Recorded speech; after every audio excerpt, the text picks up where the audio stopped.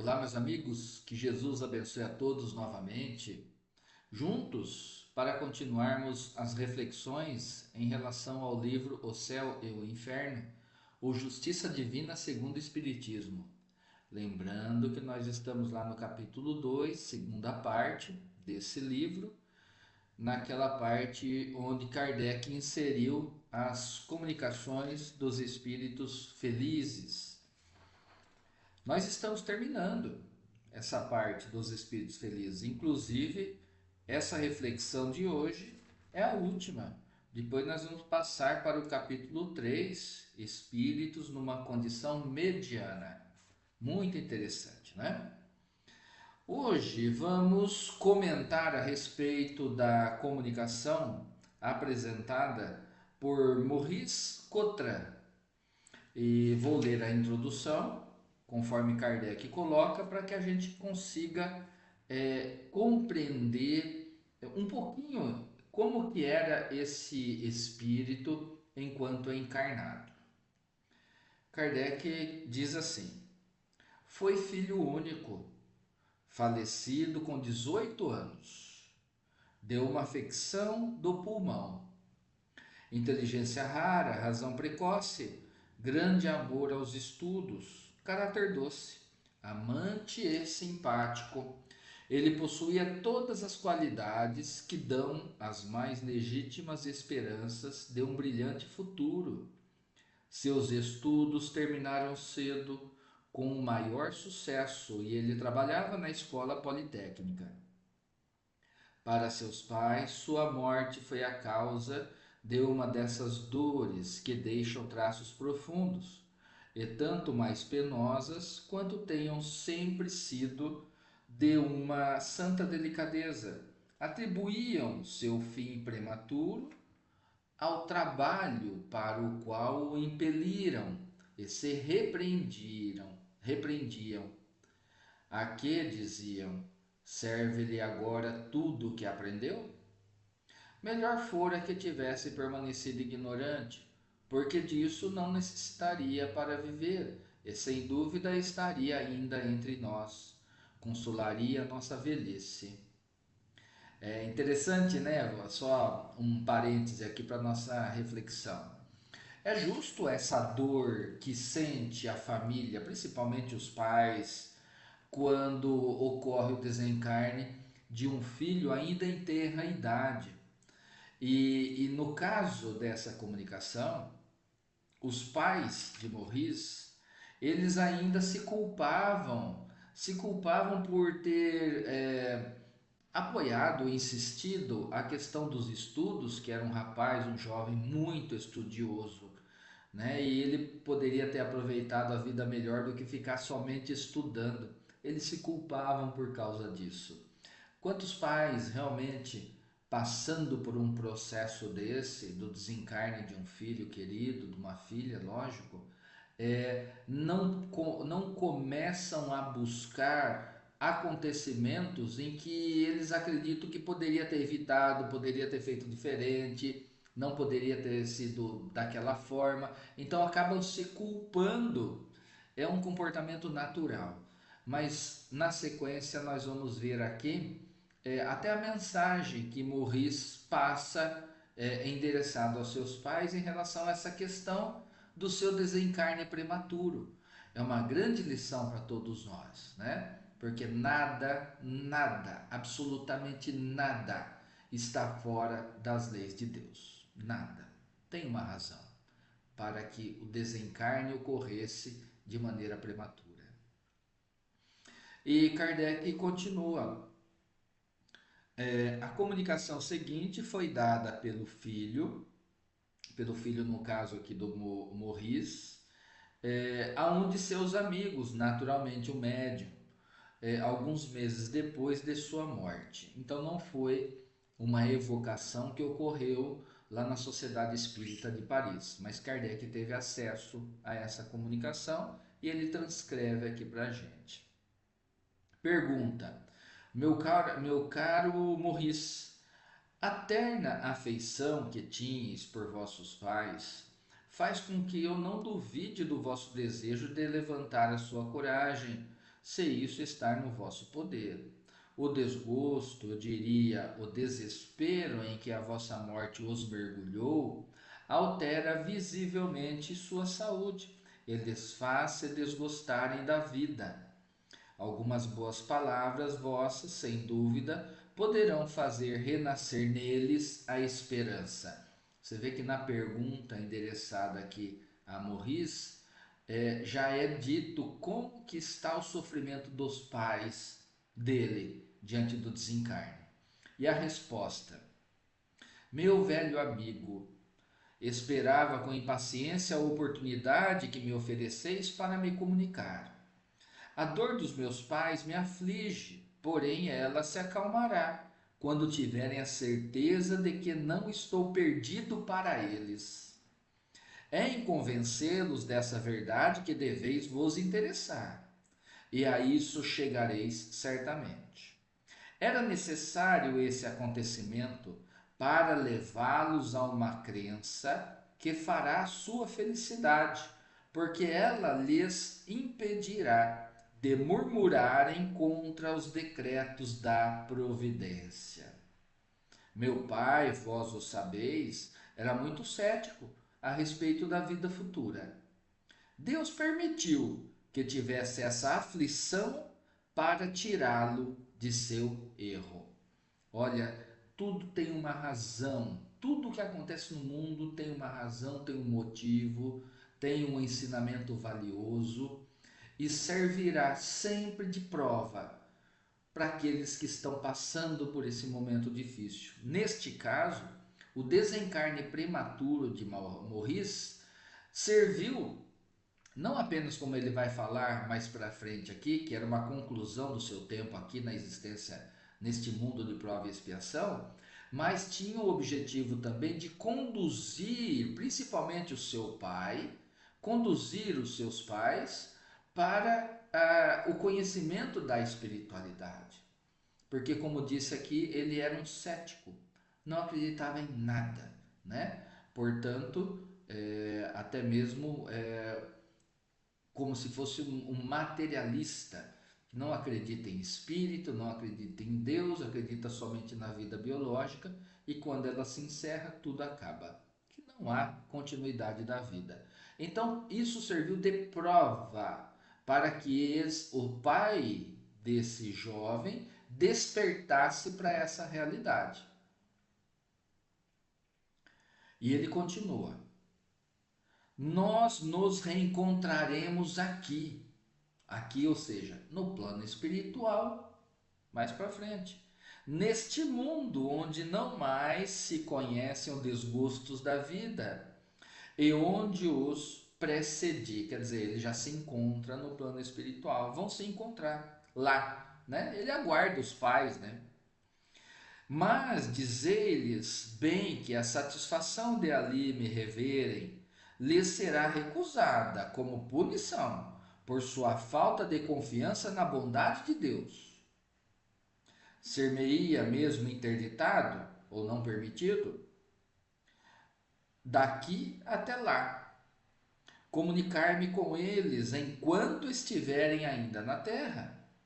O desespero é uma revolta contra a vontade do Todo-Poderoso e que sempre é punida pelo prolongamento da causa que levou a esse desespero, até que se esteja, enfim, submisso. O desespero é um verdadeiro suicídio, porque mina as forças do corpo, e aquele que abrevia os seus dias com o pensamento de escapar mais cedo às opressões da dor, prepara para si as decepções mais cruéis. Aqui ele está falando daqueles que buscam suicídio, que depois têm decepções, vem um grande sofrimento após o desencarne. Ao contrário, é manter as forças do corpo para que é necessário trabalhar para suportar mais facilmente o peso das provas. Tudo, toda dificuldade, desafio com que nos deparamos são provas, provas de como nós vamos reagir diante daquela situação. A revolta é um sentimento que prejudica tudo, que nos afasta de Deus. Inclusive, ele cita aqui questão de castigo e punição, coisa que nós aprendemos no Espiritismo que não existe. É o sentimento da criatura que está passando por situação muito difícil e ela tem a consciência que ela merece passar por aquilo. Então ela se sente castigada ou se sente punida. Mas Deus não pune e não castiga nenhum dos seus filhos. Meus bons pais, é a vós que me dirijo. Desde que deixei o meu despojo mortal, não deixei de estar junto a vós, e mais frequentemente do que o estava quando vivia na terra. Consolai-vos, pois, porque não estou morto, estou mais vivo do que vós. Só o meu corpo morreu, mas meu espírito vive sempre. Ele está livre, feliz, doravante, ao abrigo das doenças, das enfermidades e da dor. Em lugar de vos afligir, regozijai-vos, por me saberem num meio isento de cuidados e de receios, onde o coração é arrebatado por uma alegria pura e sem mescla.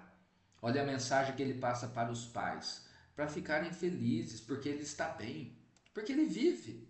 E lá não tem as aflições que nós sentimos aqui, quando passamos pela experiência existência material, né? E lá estamos isentos de doenças, de dores e assim por diante, a não ser os sofrimentos morais que a gente carrega diante das culpas, né? Que a gente ainda traz, leva conosco quando desencarnamos, mas depende da situação de cada um. Neste caso aqui, esse irmão, o Morris, ele está na condição de espírito equilibrado, espírito em paz, espírito feliz. Por isso Kardec coloca a sua comunicação aqui, para que a gente possa estudar. Ó, meus amigos, não lamenteis aqueles que morrem prematuramente. Olha que ensinamento valioso agora, porque muitas famílias passam por uma situação dessa. O desencarne de um ente querido prematuramente, muito jovem ainda. E o sofrimento é grande, não tenha dúvida, mas o sofrimento é maior ainda quando não se tem o conhecimento. Então aqui nós temos a oportunidade desse espírito nos dar essa comunicação e trazer esse ensinamento para nós em relação à morte prematura. Vou recomeçar. Ó, meus amigos, não lastimeis aqueles que morrem prematuramente. É uma graça que Deus lhes concede, poupando-lhes as tribulações da vida. Minha existência, desta vez, não deveria prolongar-se por mais tempo na terra. Eu tinha adquirido o que aí deveria adquirir, a fim de preparar-me para cumprir mais tarde uma missão mais importante. Se tivesse vivido por longos anos, sabeis a quais perigos, a quais seduções estaria exposto? Sabeis que, se não estando ainda bastante forte para resistir, houvesse sucumbido, isso poderia ser para mim um atraso de vários séculos? Por que, pois, lamentais o que me é vantajoso? Uma dor inconsolável, neste caso, acusaria uma falta de fé, e não poderia ser legitimada senão pela crença no nada. Ó sim, não são para se lamentar aqueles que têm essa crença desesperante, porque para eles não há consolação possível. Os seres queridos estão perdidos sem retorno. A tumba levou-lhes a última esperança. Justamente é para aqueles que não buscam o conhecimento da religiosidade ou espiritualidade, né? Justamente para aqueles que são materialistas, para os céticos, a dor é muito grande. Agora, para aqueles que têm esse conhecimento que o Espiritismo revela e outras vertentes espiritualistas também, da continuidade da vida, é um consolo saber que a vida continua e que nada está perdido. Pelo contrário, A vida continua em abundância, conforme Jesus nos disse. E o Espiritismo nos revela com muito mais profundidade do que algumas outras vertentes religiosas e espiritualistas, né? Olha a pergunta: vossa morte foi dolorosa? Resposta: não, meu amigo, não sofri senão antes de morrer com a moléstia que me arrebatou. Mas esse sofrimento diminuía à medida que o último momento se aproximava. Depois uma luz e dormi sem pensar na morte. Sonhei, um sonho delicioso. Sonhava que estava curado. Não sofria mais, respirava a plenos pulmões e com volúpia, um ar embalsamado e fortificante. Era transportado através do espaço por uma força desconhecida, uma luz brilhante resplandecia ao meu redor, mas sem cansar a minha visão. Vi meu avô. Ele não tinha mais o rosto descarnado, mas um ar de frescura e de juventude. Estendeu-me os braços e apertou-me com efusão sobre seu coração. Uma multidão de outras pessoas, com semblante risonhos, acompanhavam-o. Todos me acolhiam com bondade e benevolência. Parecia-me conhecê-las. Estava feliz por revê-las e todos juntos trocamos palavras e testemunhos de amizade. Pois bem, o que eu acreditava ser um sonho era realidade, mas não mais deveria despertar na terra. Eu estava desperto no mundo dos espíritos. Olha só essa última informação. Ele começou a descrever a maneira que foi o desencarne. O desencarne não traz sofrimento. As dores, o sofrimento que ele teve, conforme ele relata, foi devido à sua questão da enfermidade que possuía antes do desencarne.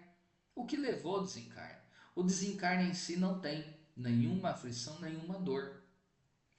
E na sequência ele continuava com a sua experiência e ele acreditava que era um sonho que ele estava tendo, revendo pessoa amada, sendo recebido pelo avô com uma aparência juvenil e não a aparência decrépita lá de quando era encarnado, né? Conforme nós observamos aqui no seu relato, e recebido também com grande benevolência e amor por vários outros.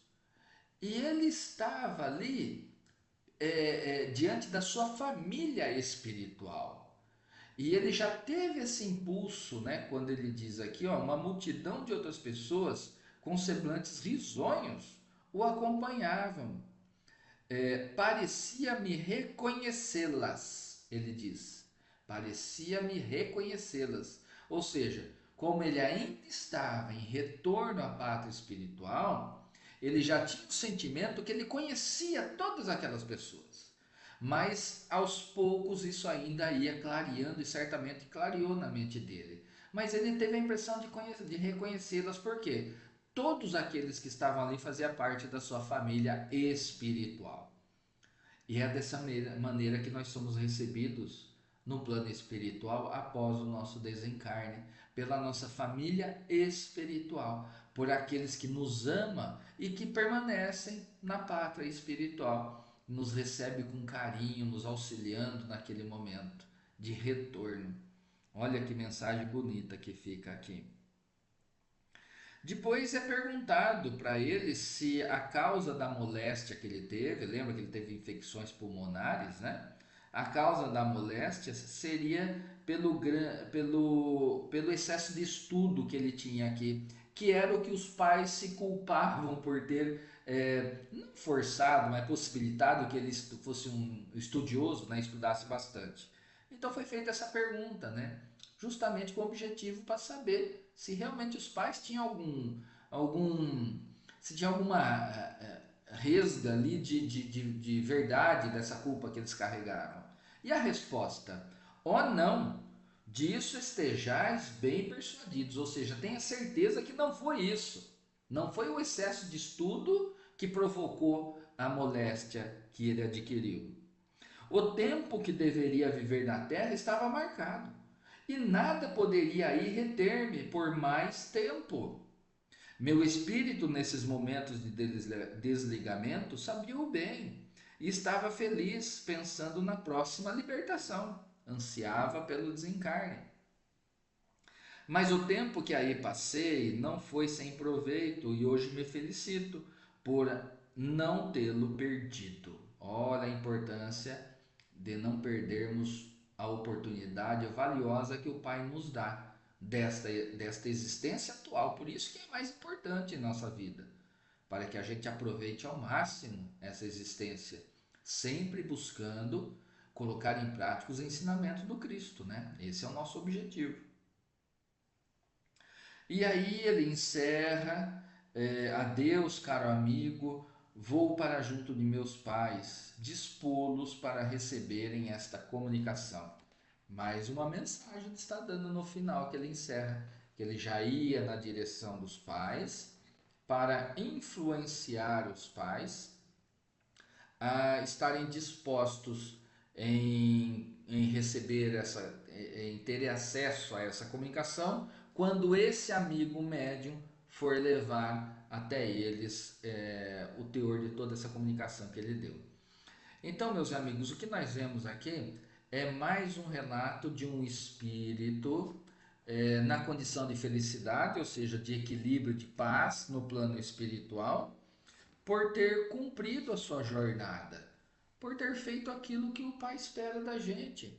E nesse caso da morte prematura desse jovem, é um valioso ensinamento para todos nós que ficamos aqui, todos nós que passamos por uma situação dessa, né? Para que a gente afaste a revolta do nosso coração e a gente permita fortalecer a nossa fé, pensando que aquele ente querido, não obstante a tenridade que retorna à pátria espiritual, que ele está bem, que ele cumpriu a sua parte, mesmo que esse desencarne tenha sido difícil, de uma maneira, né, traumática muitas vezes, porque quando não é chegado o momento de nós deixarmos a existência material e retornarmos à pátria espiritual, a gente não volta.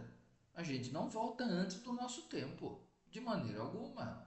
Confiemos no Pai, no Criador, na providência divina que nos ampara sempre. Então, meus amigos, assim encerramos o capítulo 2, né? As comunicações dos espíritos felizes.